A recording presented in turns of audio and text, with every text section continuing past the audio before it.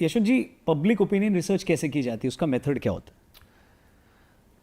Good सवाल, बहुत बढ़िया। क्योंकि मैं चाहता था, लोग ये सोचते हैं कि ये कोई अफलातूनी विषय है, बड़ा कठिन है, कुछ भी नहीं है, बहुत आसान है समझना। आप खुले भगोने में चावल पकाते हैं ना, तो चावल जब आपको देखना होता है तो आप हिला करके उसमें से एक दो दाने निकाल करके अम्मा जो है हाथ में ऐसे करके देख लेती हैं, पक गया नहीं पक गया। पूरा कलछुल भर के रौनक के मुंह में नहीं डालती हैं, ए रौनक पका कि नहीं पका, देख।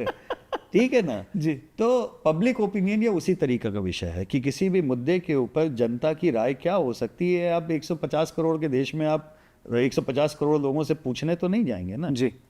तो एक मैकेनिज्म होता है जिसे रैंडम प्रोबेबिलिटी सैंपल सिलेक्शन कहते हैं। ये उसी तरीके का है कि भगोने को घुमाओ, क्योंकि उसमें आपका कोई बायस नहीं, सब मिल गया। जी। अब वो चावल के 2-4 दाने आप रैंडमली उठाओ।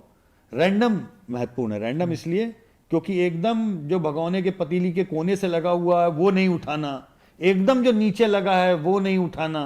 मतलब एक आप उसका भी अलग अलग आप मिलाओ, मिला के रैंडम उठाओ और देखो चावल पका कि नहीं पका। तो उसी तरीके से औचक तरीके से रैंडम लोगों का आप चुनाव कीजिए और उनसे आप एक सवालों के ऊपर आप उनके जवाब लीजिए। आप कुछ भी सवाल पूछ सकते हैं, रिसर्च का फंडा यही है।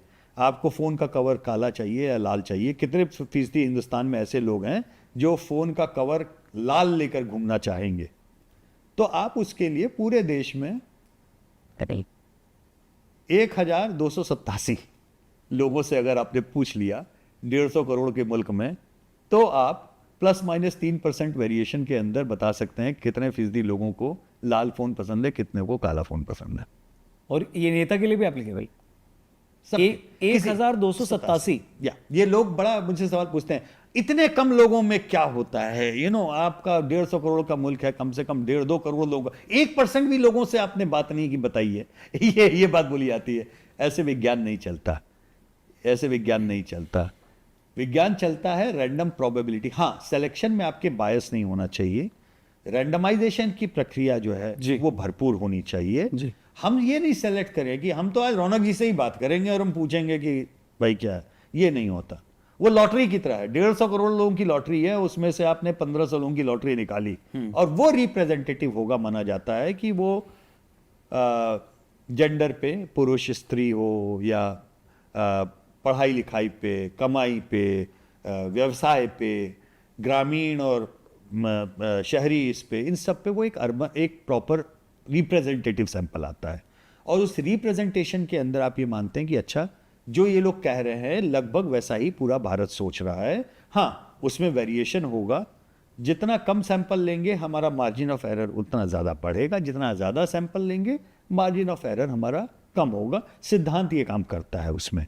और दूसरी चीज़ ये विचित्र लगे आपको, smaller the universe larger the sample size. ये बड़ा विचित्र फंडा है, लोग समझ नहीं पाते। ओके।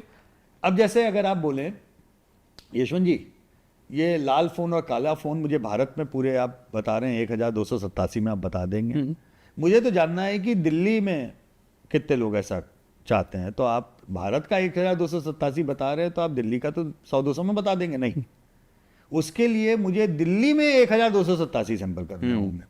अब आप उसमें बोलेंगे अच्छा दक्षिण दिल्ली में क्या है, तो मुझे दक्षिण दिल्ली में 1287 करने पड़ेंगे। उसके बाद में बोलेंगे अच्छा वो पालम वाला जो म्यूनिसिपैलिटी वार्ड है वहां पे क्या है, तो उसके लिए मुझे 1287 उस वार्ड में जाके करना। यानी जितना छोटा यूनिवर्स होगा हमारा सैंपल उसके प्रोपोर्शन में उतना बड़ा होगा।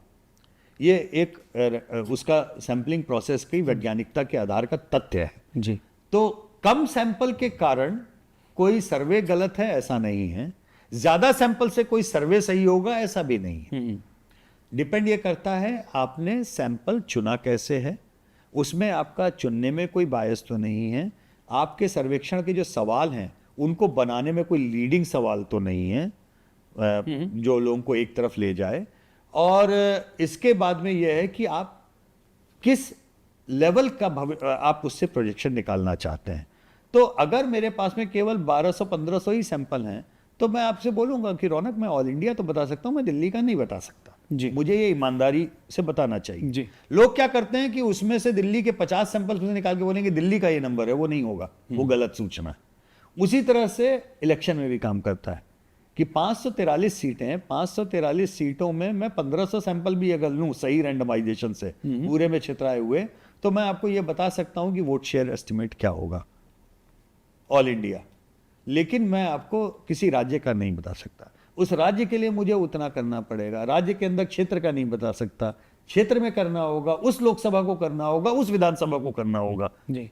उस तरह से प्रक्रिया चलती है। लोग गलत अंदाजा लगाते हैं। और दूसरी एक बहुत बड़ी गलती क्या करते हैं कि सीट के ऊपर बहुत ज्यादा फोकस है पूरे मीडिया का हमारे, और ये तथ्य मैं पहले बोला हूं, नहीं समझ में आता, आपके पॉडकास्ट में फिर से बोल के जा रहा हूं। सर्वेक्षण की दुनिया में सीट प्रोजेक्शन की कोई जगह नहीं है।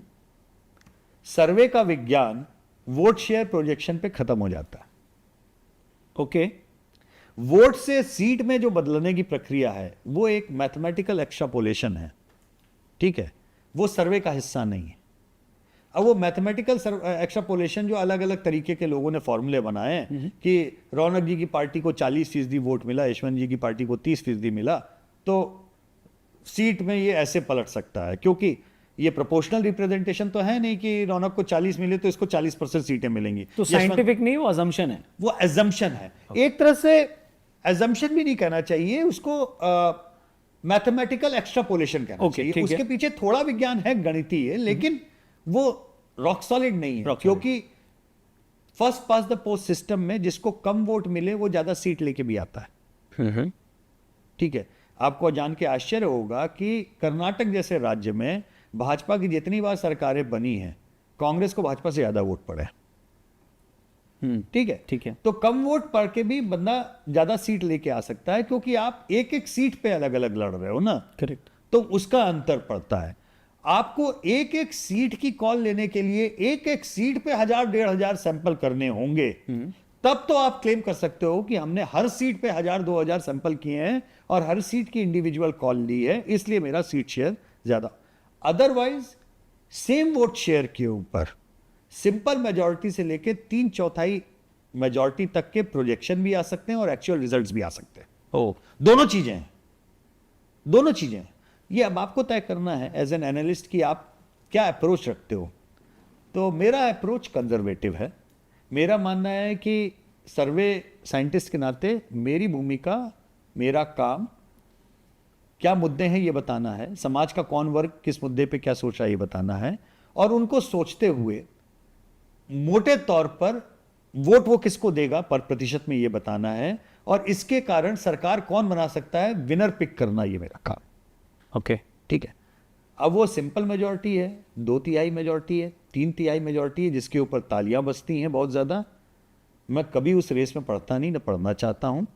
दूसरी चीज, कोई भी सर्वे करने वाला अगर आपको केवल सीट बता रहा है, वोट नहीं बता रहा है, उसके सर्वे को यूं फाड़िए और कूड़ेदान में फेंक दीजिए। जिस व्यक्ति ने, जिस संस्था ने अगर वोट शेयर नहीं कैलकुलेट किया तो सीट कैसे बता सकता है। तो आप अगर ये समझना चाहते हैं किसी भी सर्वे को देखते समय कि ये सर्वे सही है गलत है, मौलिक सवाल पूछने हैं आपको, तो आप रिपोर्ट पढ़ लीजिए अखबार में जहां भी छपा है। अगर वो केवल सीटों की बात कर रहे हैं तो उसको उठा के फेंक दीजिए। अगर वो वोट से शुरू कर रहे हैं कि इतने वोट मिलेंगे और इस वोट के आकलन पे इतनी सीटें मिल सकती हैं, तो उसमें तथ्य है। परफेक्ट। तो 1287 लोग से बात कर चुके हैं आप 2024 के लिए? 1287 लोगों से हम हर रोज बात करते हैं। अच्छा, ये हमारे ट्रैकर की खासियत है। और वो हर रोज बदलता है? हम लोग रोज बदलता है, रोज नया सैंपल होता है, हम लोग रोज बात करते हैं। इसीलिए हम लोगों की स्थिति वो है जैसे घर में बच्चों को लगा दिया जाता है ना, बुजुर्गों की जरा सा रोज बीपी चेक करो, और घर में अगर शुगर है तो रोज एक बार प्रिक करके उनका शुगर, ये उस तरीके का है कि आप रोज अगर बीपी नापें, रोज शुगर लेवल नापें, तो आपको पता लगता रहता है कि तबीयत कहां बिगड़ी, क्यों बिगड़ी, ये आपको अंदाजा लगता है जी। अगर तबीयत बिगड़ने के बाद में आप जा रहे हो कि बीपी तो 200 टच कर रहा था, आपको ये पता ही नहीं कि ये कितने दिन से टच कर रहा था, कब से तबीयत बिगड़ी, और अब आप हॉस्पिटलाइज होने की नौबत में है, तो वो शॉकिंग रिविलेशन की तरह आता है। हमारे सर्वे में आज तक कभी कुछ शॉकिंग नहीं होता, क्योंकि हम रोज बताते रहते हैं कि आज बीपी इतना है, आज इतना है, इतना है, थोड़ा बीपी इनका नीचे जा रहा है, इनको देखने की जरूरत है, उनका ऊपर जा रहा है, उनको देखने की जरूरत है। अगर कर पाए तो ठीक है, अदरवाइज बीपी कहां से कब कितना खराब होना शुरू हुआ हम डेडलाइन के साथ बता देते हैं। तो दादा अभी किसका बीपी बढ़ रहा है? अभी तो सबसे ज्यादा बीपी जो है मुझे लगता है कि जिन लोगों को इस बात में बहुत ज्यादा पैसा फंसा हुआ है कि कौन आएगा, उनका बढ़ा रहा है, क्योंकि मार्केट ऊपर नीचे हो रहा है। मुझे वो देख के हंसी आती है जी।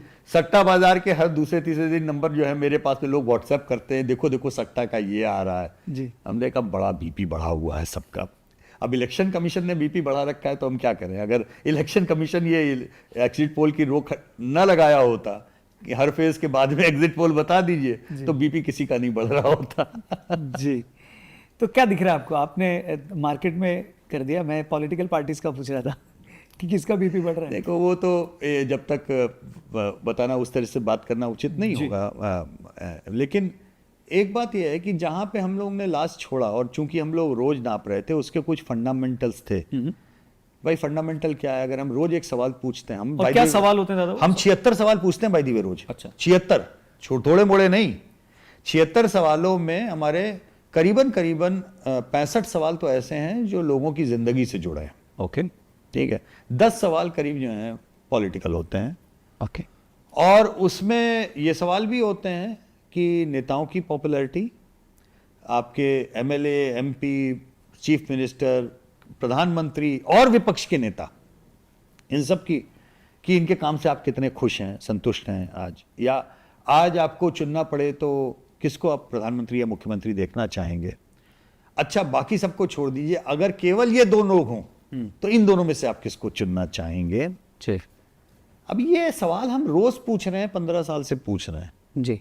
तो इसमें अगर चुनाव के पहले तक कोई डेविएशन हमको ये न दिखे कि प्रधानमंत्री मोदी की पॉपुलैरिटी 50% से नीचे नहीं आई, केवल 4 महीने छोड़ करके, वो 4 महीने जो कोविड के सेकेंड वेव के बाद के थे, पहली बार उनकी पॉपुलैरिटी 40s में आई 4 महीने, और उसके बाद में जैसे ही वैक्सीन लाना शुरू हुआ फिर 50 के ऊपर वापस। जो उनका सबसे खराब समय था प्रधानमंत्री का, वो विपक्ष के नेता का स्वर्णिम अवसर होना चाहिए था आइडियली। दुनिया भर में आप जब देखें जी। तो बाइडेन साहब और ट्रंप, बाइडेन यूं जाएंगे तो ट्रंप यूं ऊपर जाएंगे, मतलब जो भी है, मतलब एक ऊपर जाएगा एक नीचे आएगा। ये पहली स्थिति थी भारत में कि ऊपर वाला नीचे आ रहा है लेकिन नीचे वाला ऊपर ही नहीं जा रहा। तो आज भी अगर चुनाव खत्म होने की तारीख तक 1:2 का रेशियो था, मोदी वर्सेस राहुल गांधी में, बीजेपी वर्सेस कांग्रेस में, 1:2 का रेशियो बहुत बड़ा होता है, छोटा नहीं होता। ठीक है ना? मतलब आपका 1 वोटर है तो अगले के 2 वोटर हैं या 3 वोटर हैं कई कई जगहों पे।